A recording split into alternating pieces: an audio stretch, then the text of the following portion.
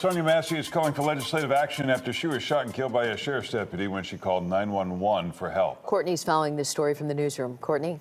Robin and Larry, this afternoon, family of 36-year-old Sonia Massey and civil rights attorney Ben Crump will hold a press conference in Springfield. Details right now still limited, but we know they plan to address the recent resignation of Sangamon County Sheriff Jack Campbell and call for legislative change in Massey's name.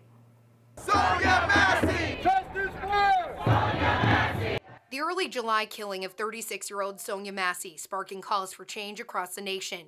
Massey was gunned down while ducking in her kitchen moments after she was ordered to drop a pot of boiling water. I would rebuke you in the name of Jesus. I rebuke you in the name of Jesus. You better God, I swear to God, I'll shoot you right in your face. The questionable history of 30-year-old Sean Grayson, the deputy charged in her murder, calling into question how he got the job in the first place. Despite being kicked out of the Army and 2 past DUI convictions, Grayson was able to jump from agency to agency, holding 6 jobs in 4 years. There is an ongoing crisis that needs to be addressed. The ACLU now urging Congress to reconsider the George Floyd Justice and Policing Act, a call backed by Massey's family. To ensure not just public safety, but safety from police misconduct. An executive order was signed by President Biden in 2022 to advance the police reform bill after it was blocked by Senate Republicans, but it hasn't gone anywhere. Part of a group of lawmakers reintroducing the bill, Illinois Senator Dick Durbin. The plan would require implicit bias training for police and increase vetting to ensure bad actors aren't rehired.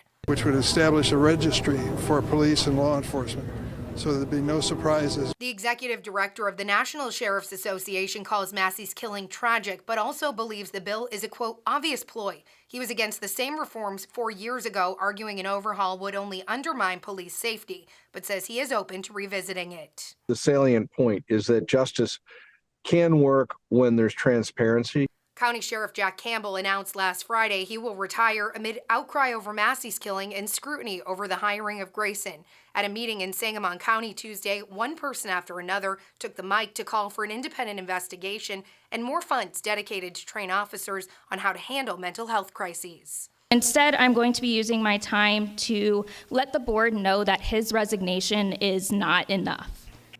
Now, Campbell says he will step down by the end of the month. Governor J.B. Pritzker also expressed his frustration over the handling of this killing and also called for Campbell to step down. We do know, again, that press conference will be held between attorneys and the family of Sonia Massey. It is expected to start at 1 this afternoon in Springfield. In the newsroom, Courtney Spinelli, WGN News.